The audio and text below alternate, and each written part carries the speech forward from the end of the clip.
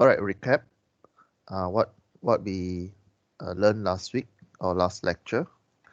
Right, so chapter 4 is basically to convert distributed loading into equivalent diagram, like what you see on the second diagram here.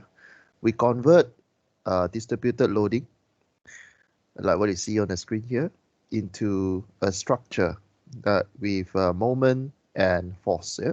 Moment and force. We convert this distributed load W, a small w, into capital M, and the force with WL divided by 2, and the magnitude of the moment and the force of both end here, you need to refer to Appendix D. Yeah? Appendix D. So if you haven't downloaded Appendix D in Moodle, make sure you go and download it, because when it comes to your assignment or your final exam, the information will not be included in the formula sheet anymore, because we're having an online exam. So make sure you go and download this Appendix D. Yeah? All right. Then we also show you a few example. Yeah, a few example on the equivalent system. And just to recap that all the information, every time we convert the equivalent forces to nodal forces, like the diagram that you see on the screen here, when we convert a distributed loading to a force and moment diagram, we refer this diagram, all the forces on this diagram is nodal forces, or F0, yeah, on the local components. Or when you express is the global, capital F, we will include as there's a sub-zero when we convert this diagram into this diagram. Yeah. So just take note. Yeah. So today we're going to look at two tutorial questions. We have the discussed one question last lecture.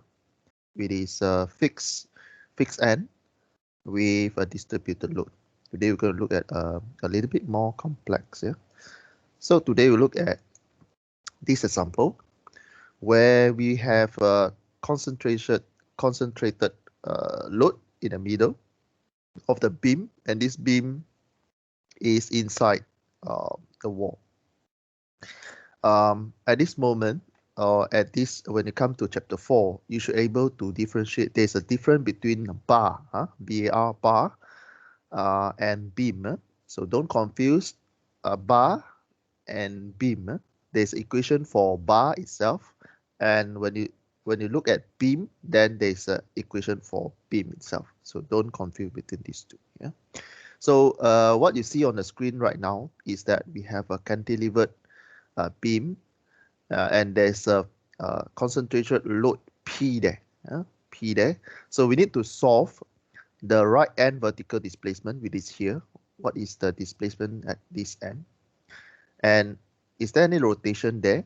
All right, we need to find out. And the forces at each node here. Yeah. By replacing concentrated load with equivalent nodal force acting at each end of the beam, and assume EI constant through the beam. So this kind of question, if you see this kind of question, there is no finite value given, or there is no value given for the length, for the force, or the elasticity constant, or modulus Young, or the second moment of area I here, then the question itself is intended for you to ask you to develop equation, right? Put all your answer in terms of EI, L, and P, right? So this kind of question is intended to develop formula. So how do we solve this kind of question? All right. So we will need Appendix D to replace the P, the concentrated load P, with an equivalent diagram.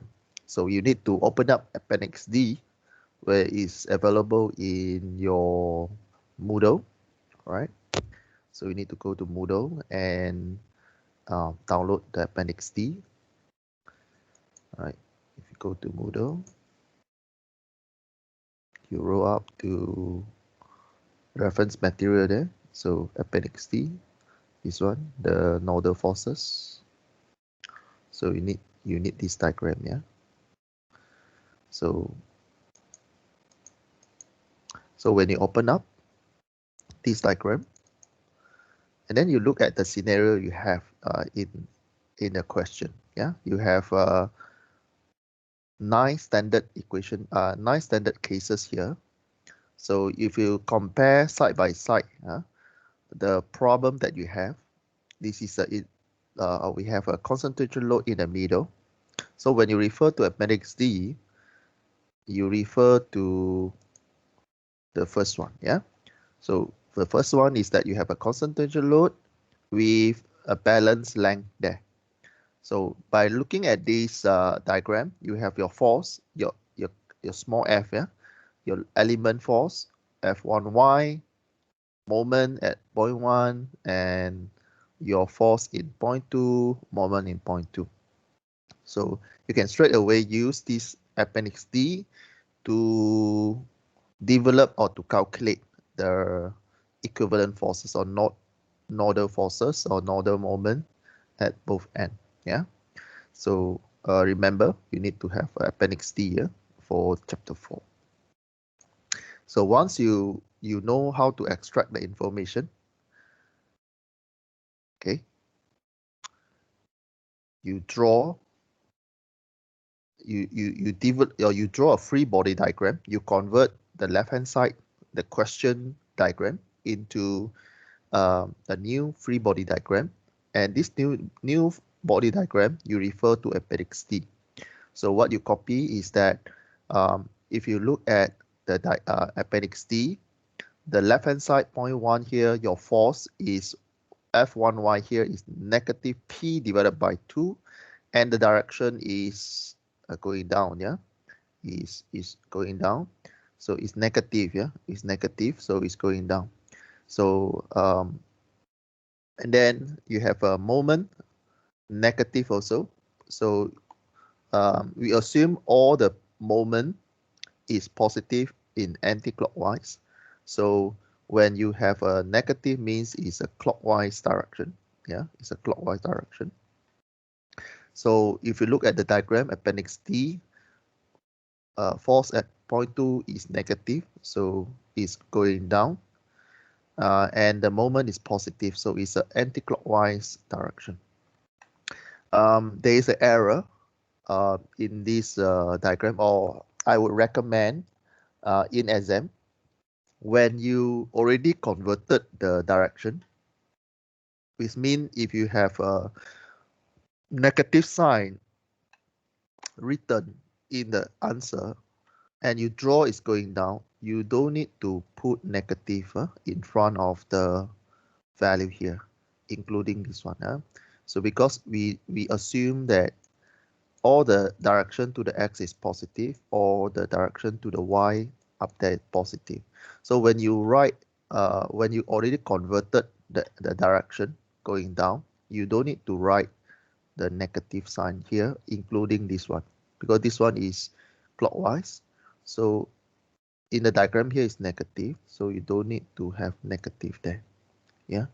So if you want to put negative, the more correct diagram will be, you draw like this, negative P divided by 2.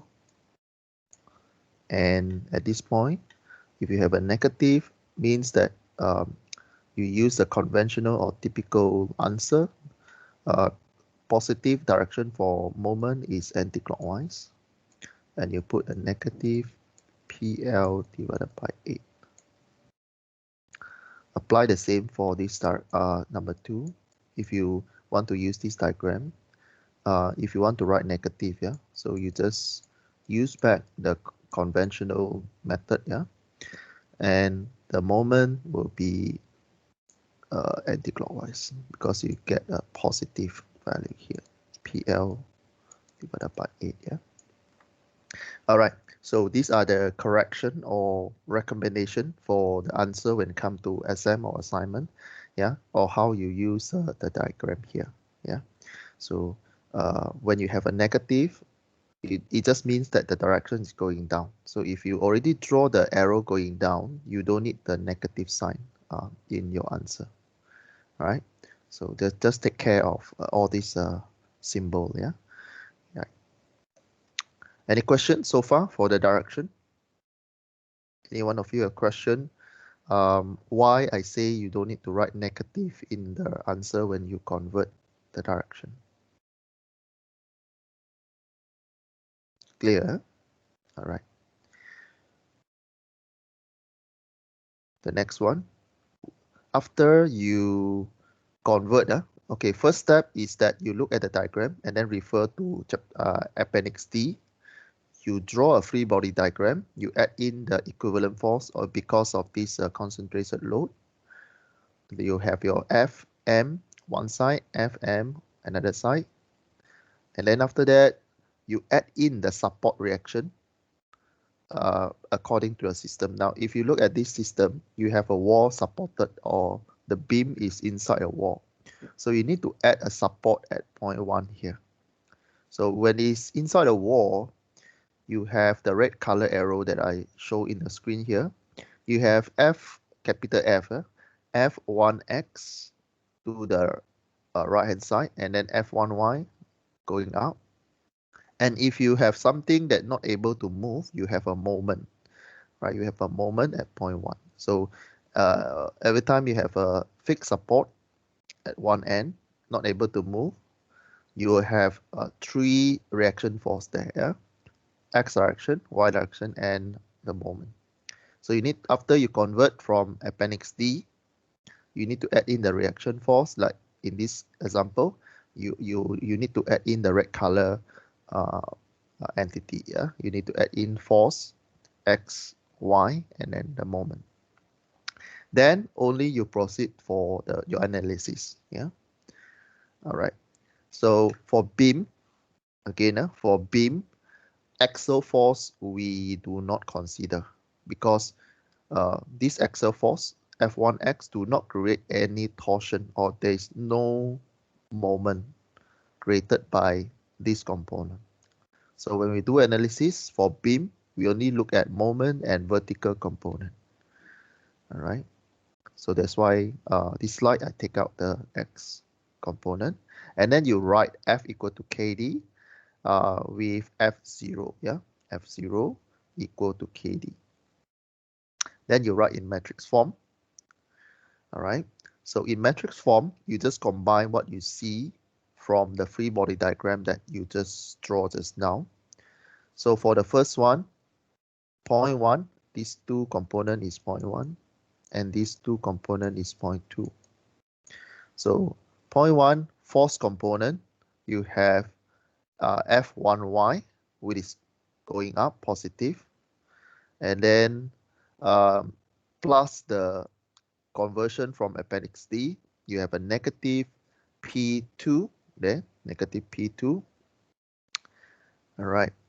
Now, the textbook illustration where you have a negative sign here is to help you when you transfer your answer there, right? When you transfer your answer there, right? So, all right. So this is just to help you to transfer your answer into matrix form. And then the second, you include the moment. So for point 1, you have 2 moments. One is from the equivalent force that you convert from Appendix D, which is negative PL divided by 8, and there is M1. So you have M1 negative P1 divided by 8. And then you look at point number 2 for the matrix. So you have a force. Force is negative P divided by 2. The moment is positive PL divided by 8. Yeah. And then K for beam is standard already. EI divided by L cube times the standard answer, standard constant value. You have a 12, 6L, 12, 6L, so on. Yeah. And then for the displacement, you have V1, rotation 1, V2, rotation 2. Right? Any question for this slide? Any question? Anything that you don't understand? Why suddenly on the left-hand side, your force, there is F1y minus P divided by 2. Why suddenly you can write for point 2, the force is negative P divided by 2? Or you don't understand how you get the PL divided by 8?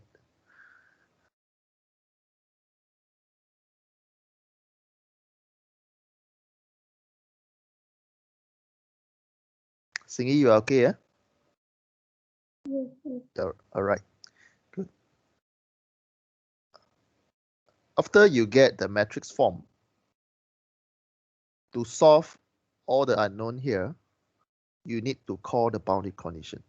Yeah, boundary condition, where you look at a certain point, if anything that equal to 0, you can write as a boundary condition. So in this case, the point 1 not able to move. So if the object, you have a fixed support at one end, there's no rotation there, so you write rotation 1 equals 0, vertical displacement equals 0. So this is your boundary condition. So when you write the boundary condition, you can use a pencil or ruler to close the respective row and column in the matrix so that you can simplify your calculation. Right, in this case, I close the first one for vertical displacement at 1. All right, and then I close the second row for rotation 1, and I only left out 2 equation in the matrix here. Yeah. All right. So my question, the next question is, I will ask Katana to mention what is the first equation that you can see from after you apply the boundary condition. What is the first equation from this matrix, Katana? The next one I will going to ask Lai. Yeah? Lai, you answer for second equation that you can derive from this equation, from this matrix alone. Katana, what is your answer?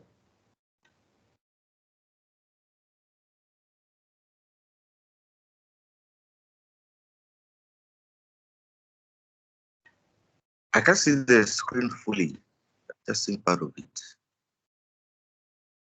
You can't see the screen. The whole screen. You can see the formula, right? Yes. Yeah.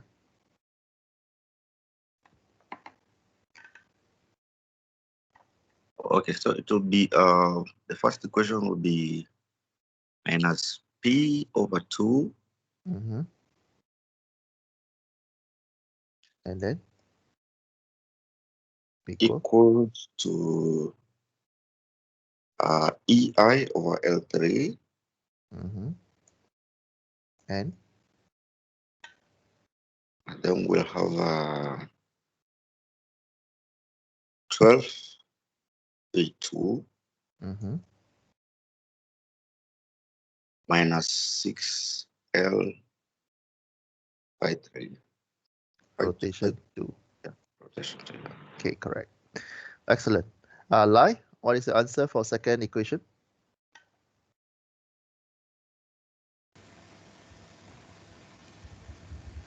PL over 8 Mm-hmm. equal EI over L3. And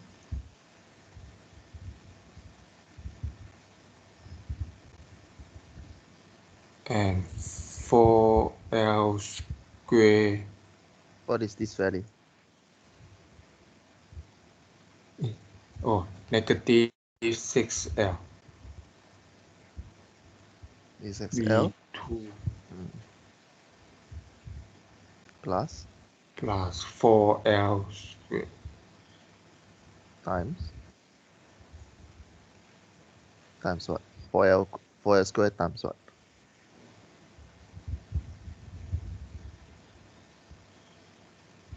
What is this? Rotation. Rotation 2. Okay, so you have two equations here. So you can solve, yeah? Two equation, yeah, you can solve the equation. Again, just a reminder, if you're not good in inverse matrix in exam or assignment, you can use simultaneous equation to solve, yeah? I myself, I prefer simultaneous equation. Right? Yeah, all right. So you can use simultaneous equation to solve if you are not good in inverse matrix. Of course, inverse matrix will give you faster solution if you know how to use it. Yeah. So if you're not good in it or you're not comfortable, you are recommended to use simultaneous equation to solve for unknown. Yeah. So I've seen some of you are not very good in inverse matrix, and you make a lot of mistakes when you do inverse matrix. So I recommend you to use simultaneous equation. If you're not comfortable or you're not sure whether you are doing it correct or not. Yeah. All right. So we move to the next slides. So you have the after you apply the boundary condition, you have the matrix form, like what you see on the screen here. Then you solve, yeah. So in these slides, you will see the inverse matrix. If you're not comfortable with inverse matrix, you can use simultaneous equation. So after you solve with inverse matrix, you'll get L divided by 6EI, 2L squared, 3L, 3L6, and negative PL2 plus PL8 equal to your D, yeah, at point number 2, which is the displacement, vertical displacement, and rotation at number 2. If you are not comfortable, you just go back to the previous equation that mentioned by Lai and Katana. So you just move, you just rewrite the equation in V and rotation. Then you're able to, right? You rewrite V for first equation, and then you substitute V2 in equation 2, you will get for rotation number 2. Right? All right. And after that, you just solve it. So if you solve either through simultaneous equation, you'll get your V2 will equal to negative 5PL cubed divided by 48EI. And rotation number 2 is negative PL squared divided by 8EI. So in your coming exam or final exam, we are always interested to ask, do you understand the notation that you have in your answer? So in this case, you have a negative sign for vertical displacement. It means that the vertical displacement is going down, yeah? It's going down. And for rotation number 2, you get a negative. It means the rotation angle is clockwise. And the unit for rotation is a radian, yeah? Unit for rotation is radian. For vertical displacement is meter. So just take note on this, yeah? It's not a degree, but it's in radian for rotation, yeah? So here, after you solve it for V2 and rotation 2, you have these two answers already. You write back F equal to KD, the full equation just now. Yeah. You write F equal to KD, and this one you look at the global scale. Your global scale, you have all the force and moment at the left hand side, capital F, F1y, M1, F2y, M2, equal the stiffness matrix and the displacement. So recall that just now you already solved for V2 and rotation number 2. So you put inside there. And in this case, your V1 and rotation 1 is 0, like just now. In this diagram, you don't have displacement and rotation at point 1 here. So basically, you have all the value for displacement on the right hand side here. Yeah. Right. So when you substitute, you have the full matrix and the displacement. Again, you should understand what is symmetry here. So I write the full answer that we expected to have in a final exam or your assignment. Don't use a symmetry. Symmetry word here is just to, when you prepare the PowerPoint slides, it's faster in this way, right? Because we want to prepare the slide in a faster way. So in your exam, you should write a full matrix form like what you see on the screen here. All right. Then after that, you just solve the question. Yeah, solve the question by substituting all the number. You know that your V1 and rotation 1 is 0.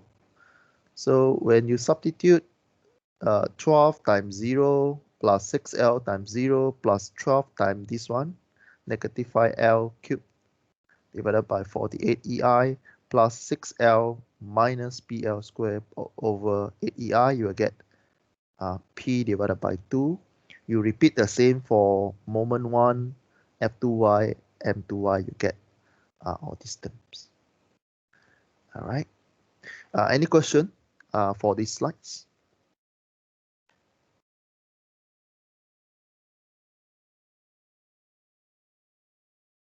All right, no question. So again, just a recap. You have F equal to KD minus F0.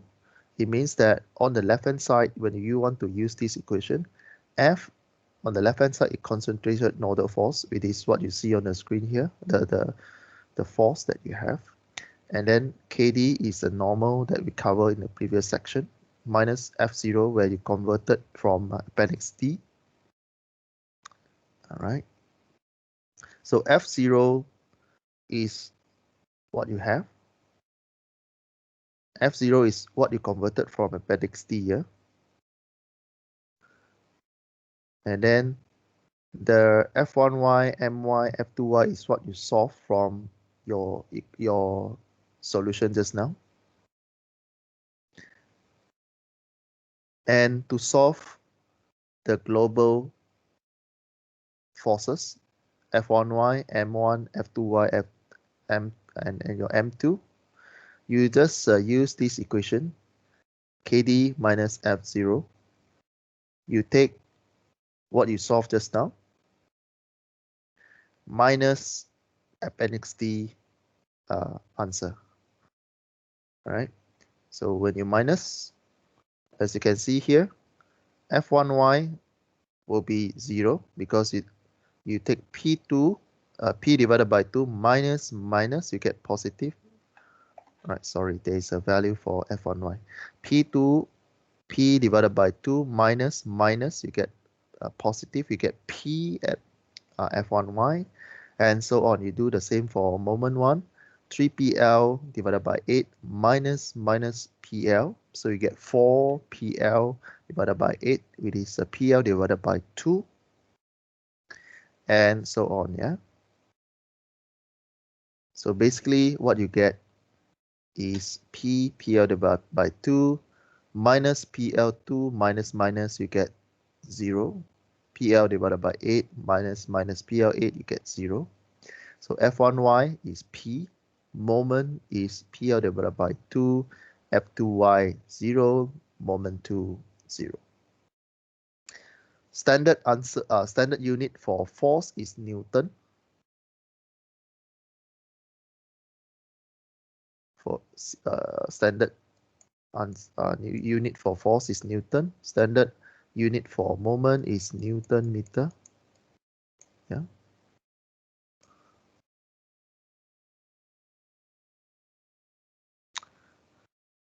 All right. So you can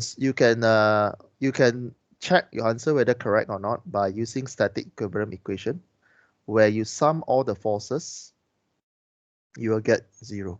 Yeah, you will get 0 for the whole system.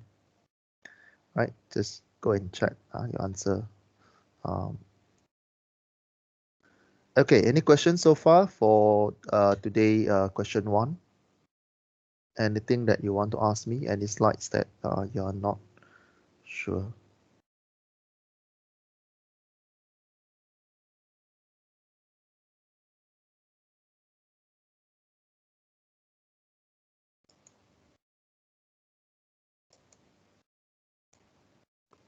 Anything that you're not sure?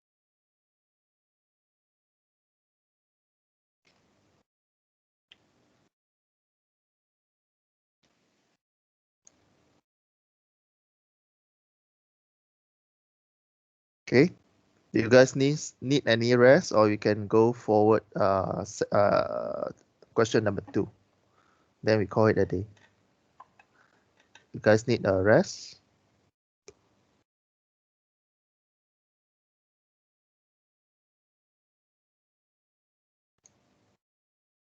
Do you guys need rest?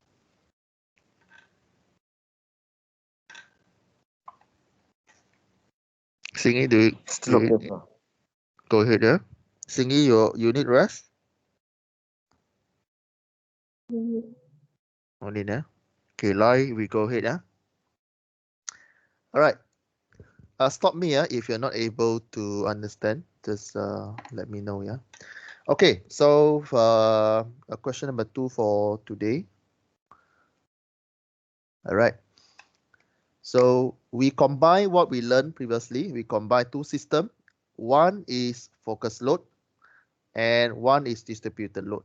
So we combine these 2 with one supported end at the left hand side. And this is the beam, yeah. So we have a cantilevered beam subject to 2 kind of force. One is P, concentrated load, and small w with the distributed load. All right. So this kind of question, again, make sure you know how to use Appendix D. Yeah. So if you refer to Appendix D, the distributed load that you have here, you can convert according to case number 4. Right? You have F1y, M1, F2y, and M. However, for concentrated load at one end there's no equivalent diagram here. So you need to treat it as external force, like a normal case. Yeah.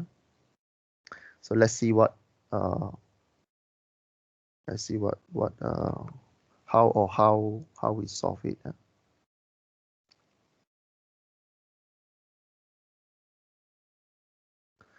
All right. So we need to convert the diagram that what we see in the question, convert into equivalent forces. That what you see on the second diagram here. We already include the W here, right? W here, distributed W. We change it to a free body diagram. On the left hand side, you have a negative WL divided by 2. There's a negative WL square divided by 12 on the left hand side, and it's a negative sign. Yeah. For point number 2, F2y is negative WL divided by 2, and M2 here is WL squared divided by 12. So basically, then you combine with all the force that you see here. You have the concentrated load at one end, because in the Appendix D, there is no diagram for concentrated load on one side. So you just treat it as external force, and then you combine with Appendix D. That's why you see at point number 2 there, you have P at point number 2, and it's going down. So you can write at point 2 for the force is negative WL divided by 2 plus P, because the P here is going down, is a negative sign also. All right. Any question about this one? Any question? Any of you're not sure why suddenly there's a plus P at the point number 2? You're not sure. Okay. It seems all of you able to capture it. It's good. All right, we move forward. After you convert, you use Appendix D, and then you convert with all the external force that you see in the system. The next steps will be convert the constraint or the reaction force there or support in the system. So in this case, there is a wall support on point 1. So you add the red color arrow that you see on the screen here. So you have F1y, F1x, and moment at point 1. Yeah. All right. Then after that, you just solve with F equal to KD matrix, and then you continue with the normal mathematics steps. All right. So up to this stage, if you're able to convert the diagram in the question to use Appendix D and then add in the reaction force or support forces, then you are good already. You already 50%. You already have all the marks 50% for this question already. All right.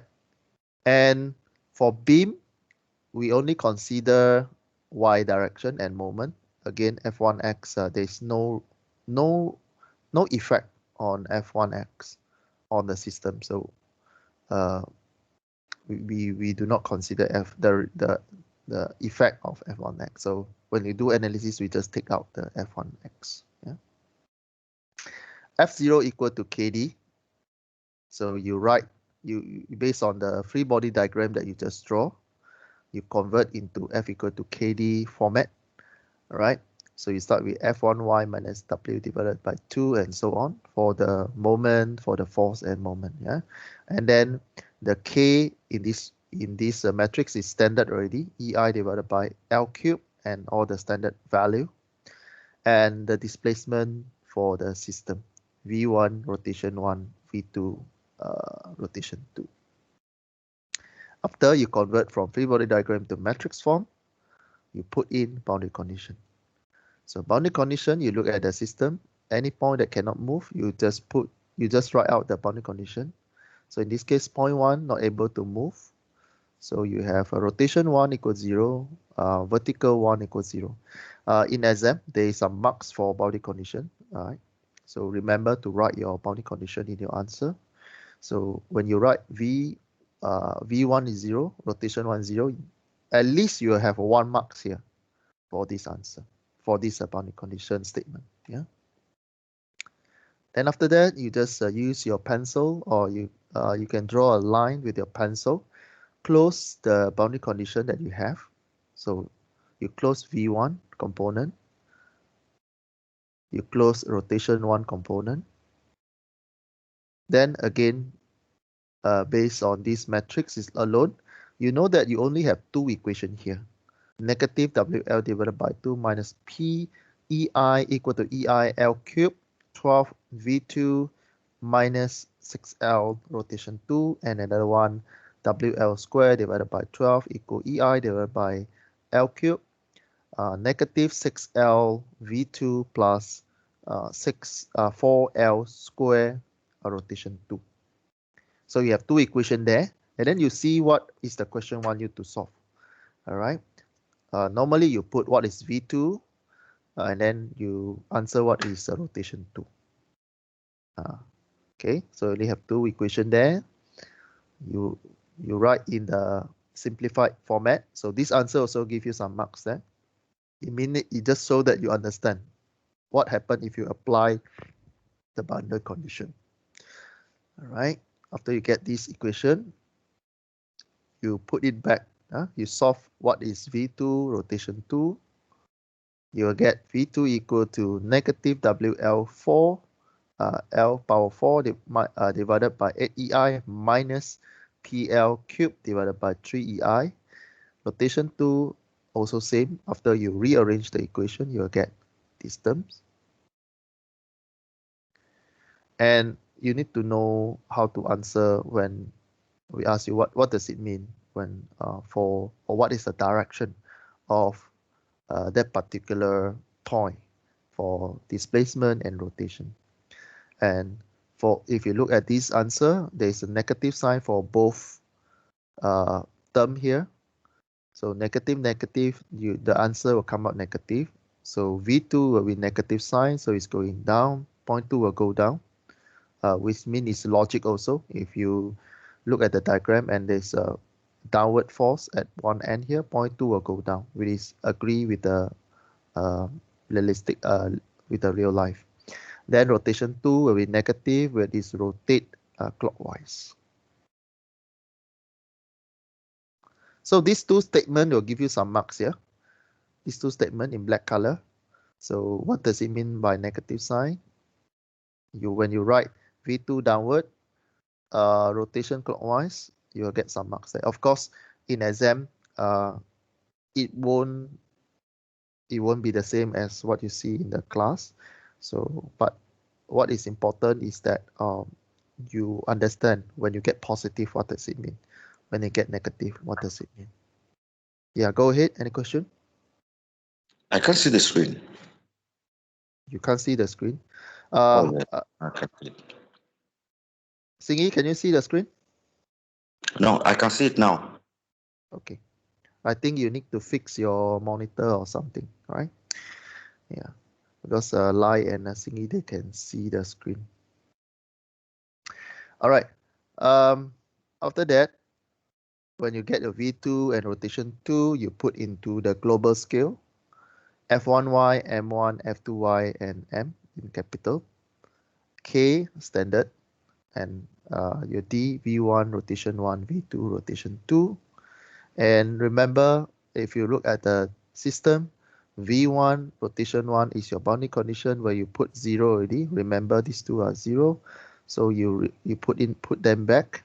And from here, when you derive the equation for F1Y, F2Y, M2, you will get 4 equations from this matrix.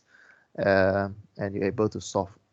When you're given the L, you're given the distributed load value, the P value, you're able to solve for the reaction force that you have in the system. So this slide is just, when you simplify, you get your F1Y, M1, F2Y answer in terms of P, WL term. Okay.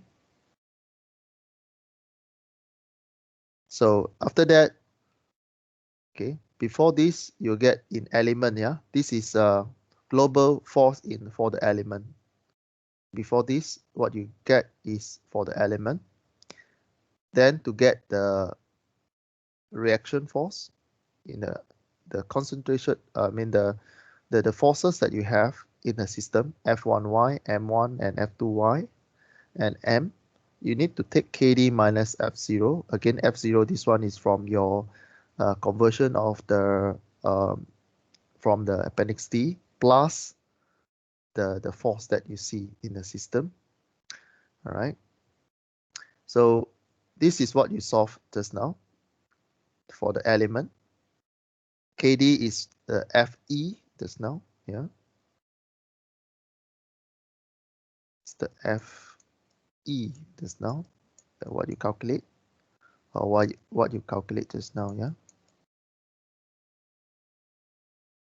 Minus the Appendix D equivalent force. You will get P plus WL for F1Y. M1 will be PL plus W squared divided by 2. F2Y will be negative P. M2 will be 0, which is agree with the system itself. Yeah. Okay. Let me see if I have any screen, any slides. Yeah. Okay, we go for one more example, then we call it a day. Yeah. So one more example.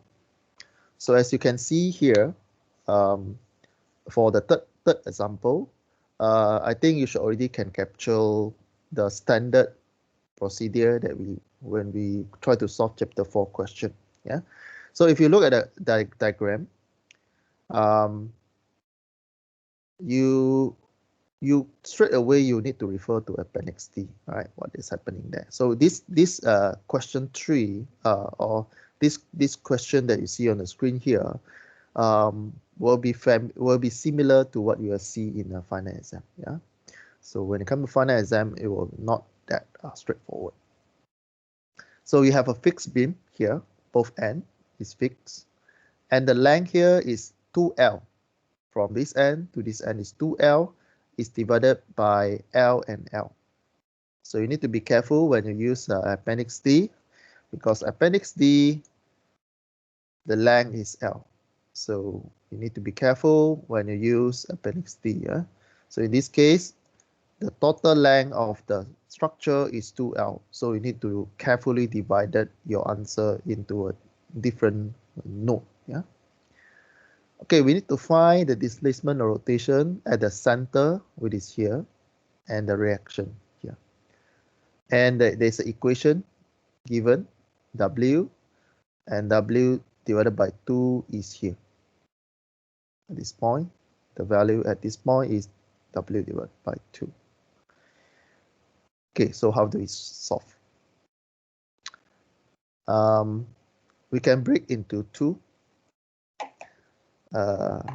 Let me, if you look at the second diagram here, you can break the beam into two elements. Element 1, which is here to center. Element 2 is from center to the right hand side.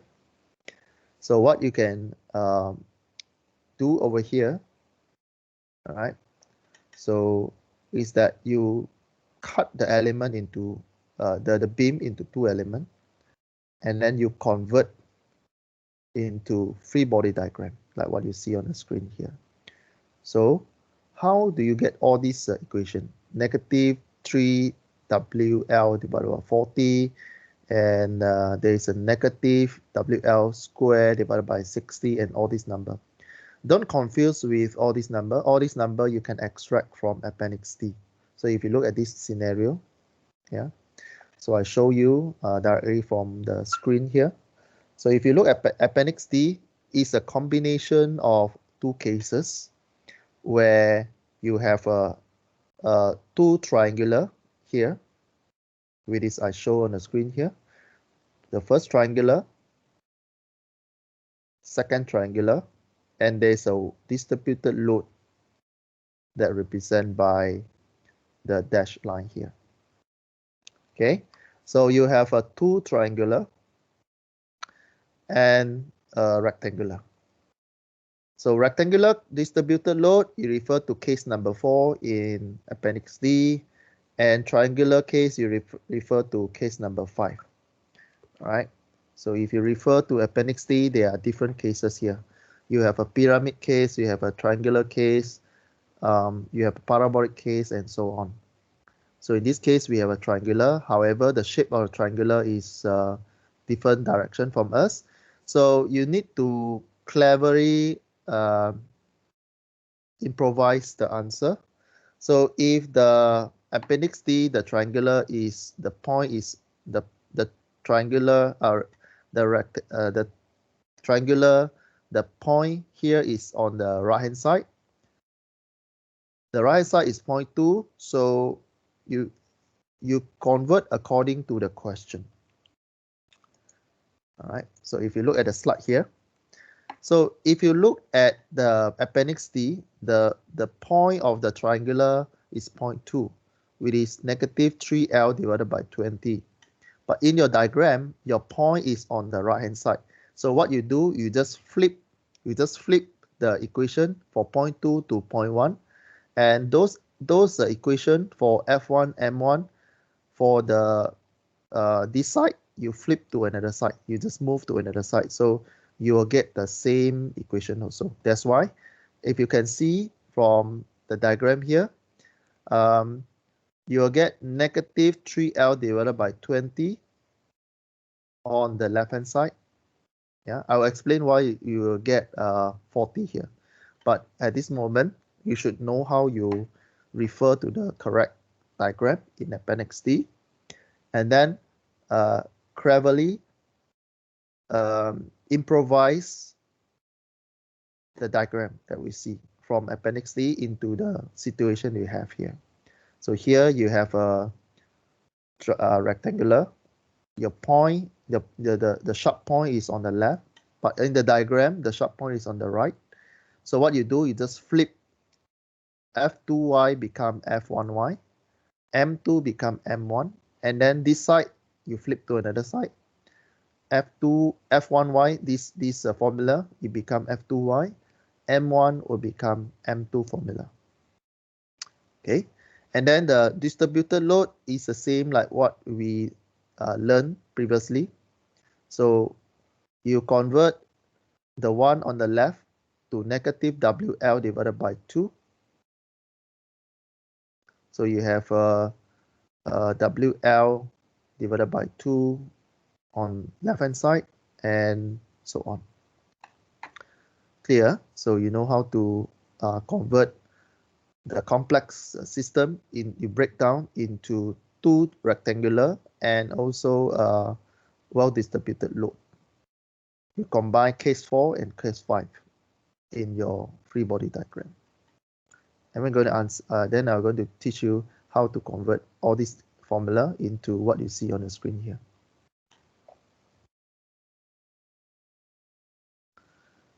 All right.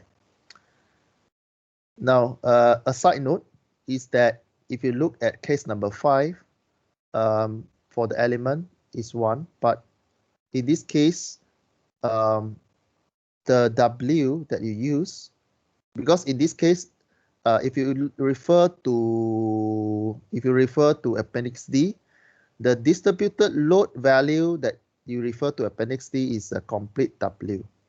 But in your case, if you look at the first triangular, the triangular, the W that you have, the value is W divided by 2. So you need to substitute the W in Appendix D with W divided by 2. Okay, so that's why when you convert the rectangular in your free body diagram, you'll get, let's say I go to force here. So the pin, the point or the tip of the triangular here is this one, negative 3WL divided by 20. However, in the case that you're referring here, your W in the system is not W, but it's W divided by 2. So you substitute the W here with W divided by 2. That's why when you convert into free body diagram, you'll get negative 3WL divided by 40. That's why you get this one. So you understand why you get this one? Why you get 40 and not 20? You understand, Singi? Okay, yeah. Lai, you okay? Okay. Understand, yeah?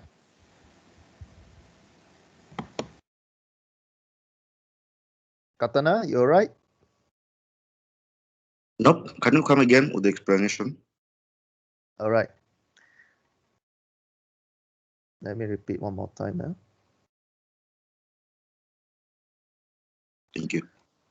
All right, so for Appendix D, we are referring to case 4 and 5. Katana, you understand why we need 4 and 5? You understand why we refer to case 4 and case 5 in Appendix D? Yes. Before we move forward, yes, yeah. So because in the system, the system or the problem that we have, it consists of two triangular and one rectangular. That's why we refer to case 4 and case 5. So if you refer to excuse me, the system we have, I'll explain about the first rectangular first, yeah. So if you look at this rectangular and you refer to the Appendix D, so Appendix D, the shape is actually inverted. So you need to convert the Appendix D into our scenario. So our Appendix D, your tip is at this here. Your Appendix D, your point 1 and point 2 is different from what we have. So point 1, Appendix D, point 2, Appendix D, and in Appendix D, the tip is point 2. But in our case here, our point 1 and point 2, our tip is at point 1. So what you do is that you copy the value for Appendix D, point 2 here, you copy. This one is negative 3WL divided by 20. This one from Appendix D. You understand, Katana, why we use negative 3L divided by 20 and not negative 7 WL divided by 20 for point 1 in the problems?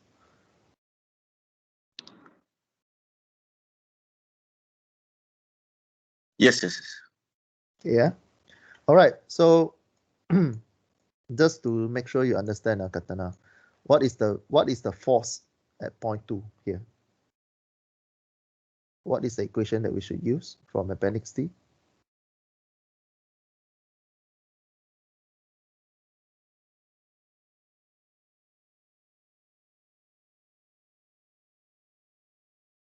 Katana, this question is for you.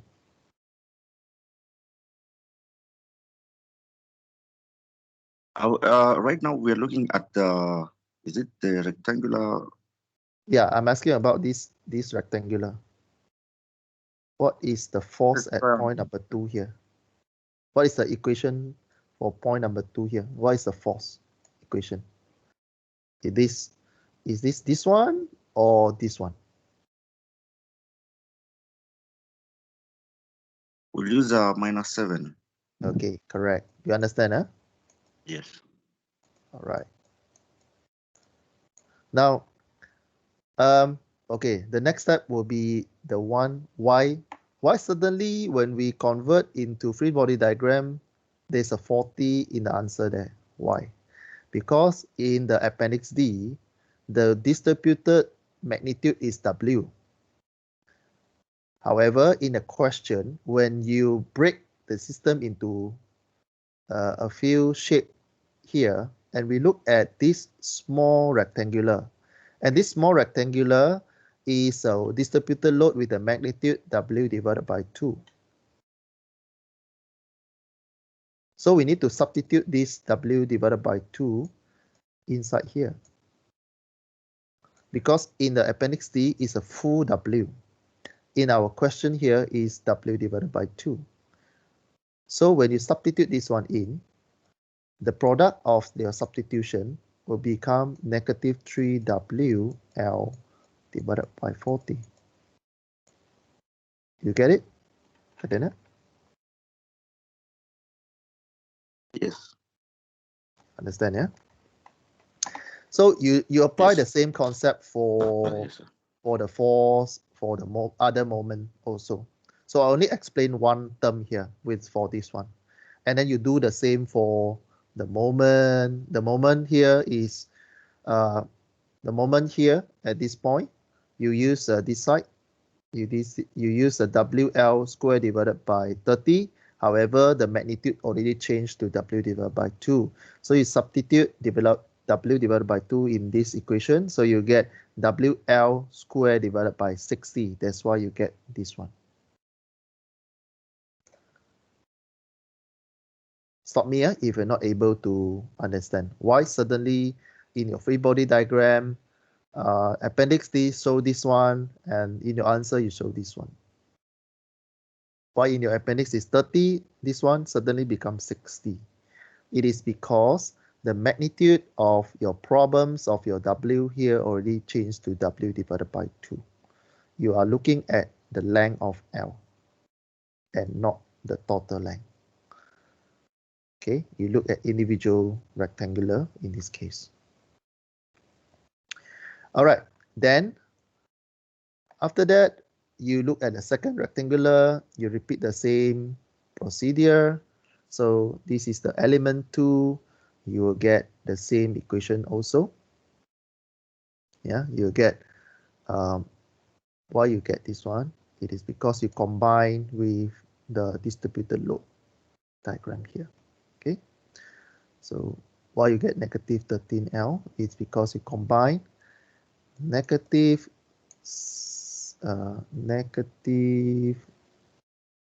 you combine the negative 7 just now, negative 7 and the distributed load. So at the end, you will get all these values. All right, so it's a very lengthy process. Yeah, so I want you to take this as your homework. You go home and later on you look at these slides. Try to understand how we get all these numbers. Yeah.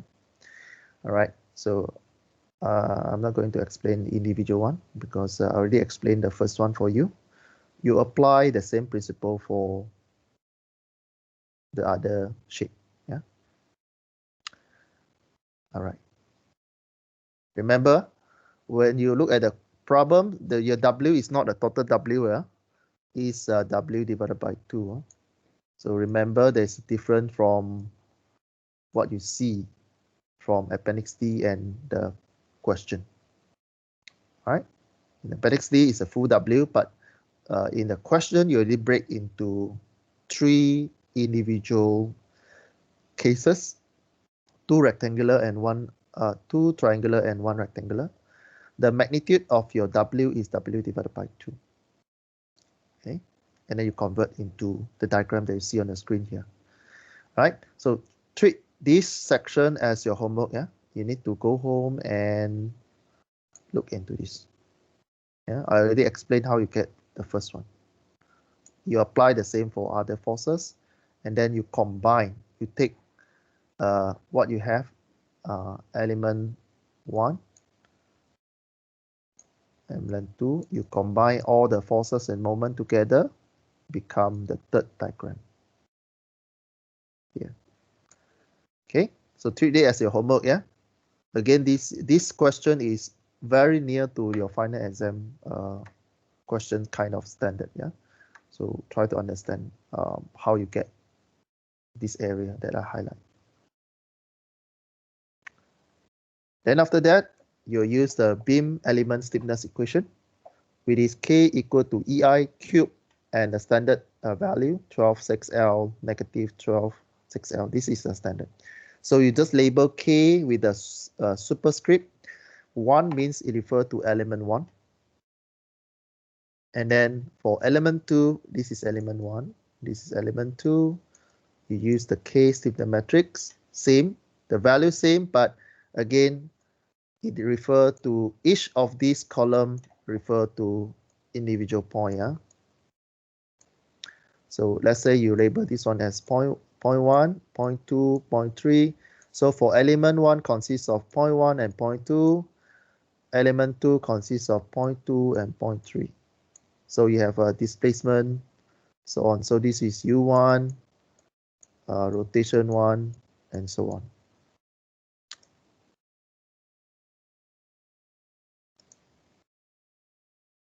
Then after that, you combine these two into a global stiffness matrix. You superimpose these two according to their coordinate. Yeah, according to their coordinate. So like what you see here, and after that, you apply the boundary condition.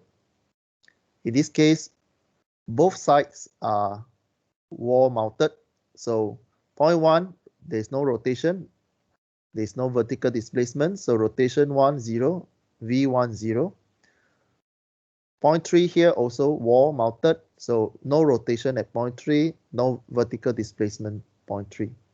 So when you write the global stiffness, when you combine these two, you get a very big matrix, 6 times 6 matrix. After you apply the boundary condition, you close these 4 row and column. You arrive at a very simple matrix. You only left out 2 equations. And then you solve for the remaining equation. You'll get F2y M2 equal to this value.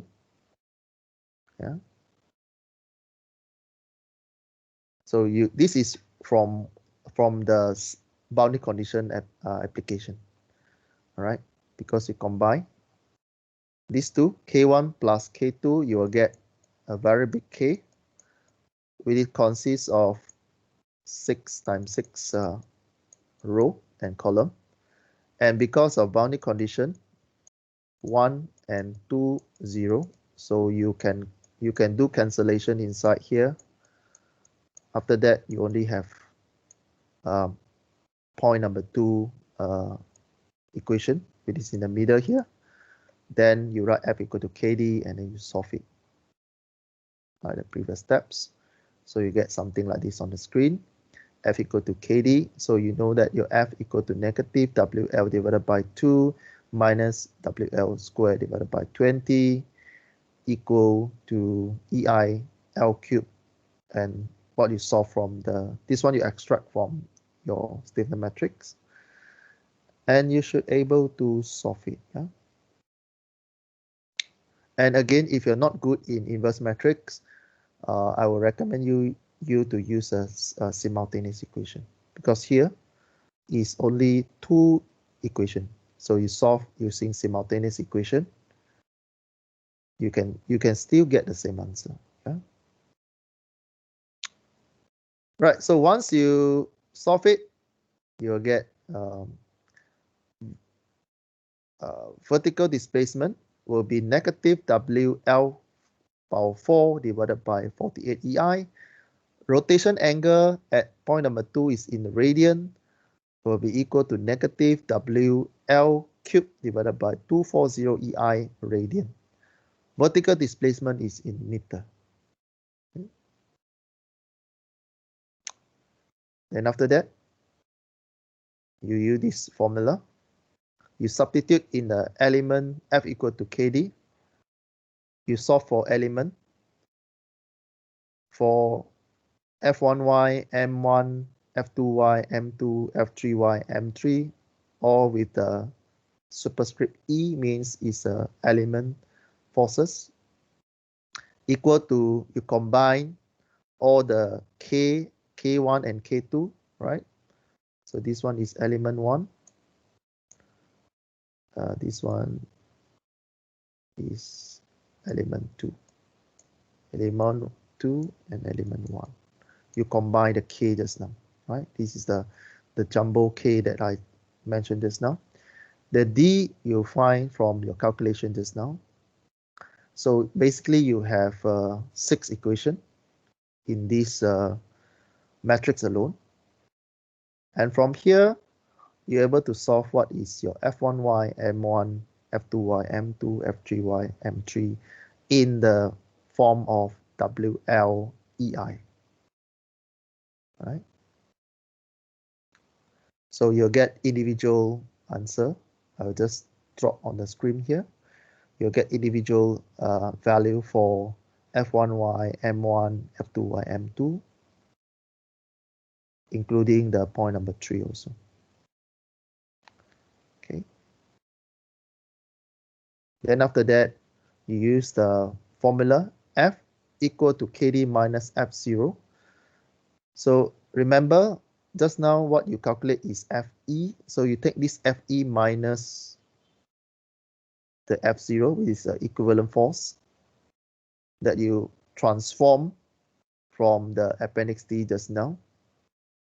So this row is what you calculate, and this row, the second column matrix here, is from Appendix. After you convert from Appendix D, yeah? This is from Appendix D just now. This is from your calculation. So you take calculation minus Appendix D diagram.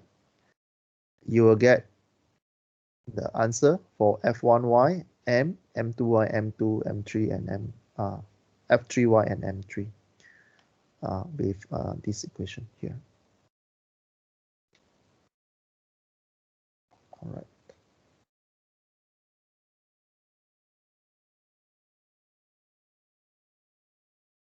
So in this case, we break the diagram or the problems into a small individual problems there.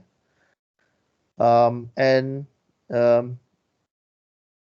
have to remind yourself again, the L that you use in here is for your own convenience. All right, the L that you represent, that you used previously in our calculation, is a small L. You can represent the L that we use just now as a small L, because in the problems that we try to solve in this question, is the total length is 2L. The total length is 2L. So if you replace the L with the actual length with the L, so you need to basically you will get the same as case 5 in Appendix D. So if I compare side to side, the problems that we have here, all right. So let's say I take the first answer, F1y from your calculation, you get 12 F1y equal 12 WL divided by 40. And if you refer to case number 5 here, F1y is at here, so we are referring to this value. So I'm comparing side by side, yeah. So in the question, in your calculation, this L is an individual L. However, if you look at the whole system, where I draw on the screen here, this very big rectangular triangular consists of the total length of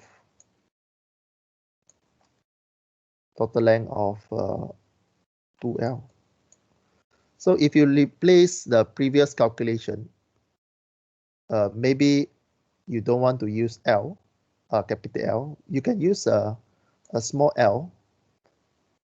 You replace this one with small L in all your calculation, meaning all the capital L you use small L. So you'll get 12W small L and 40. So let's say you want to put into the question that we have here, your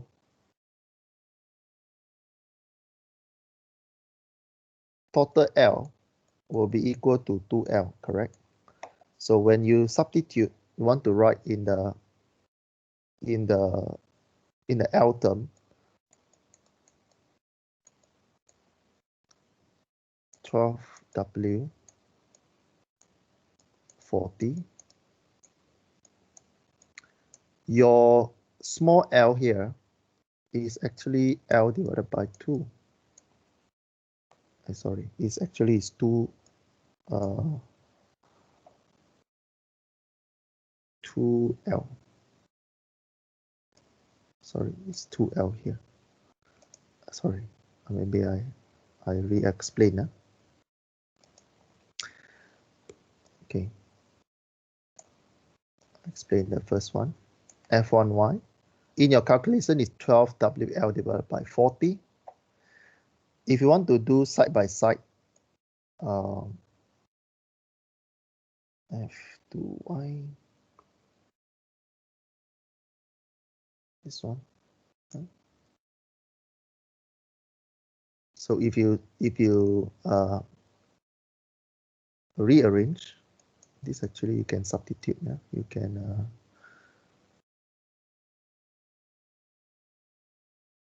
this one is 6 divided by 20 now. All right. Understand why I write 6 divided by 20 WL? Yeah. So okay, let's say before we start, we replace all the calculation with small l. It means 6W small l divided by 20.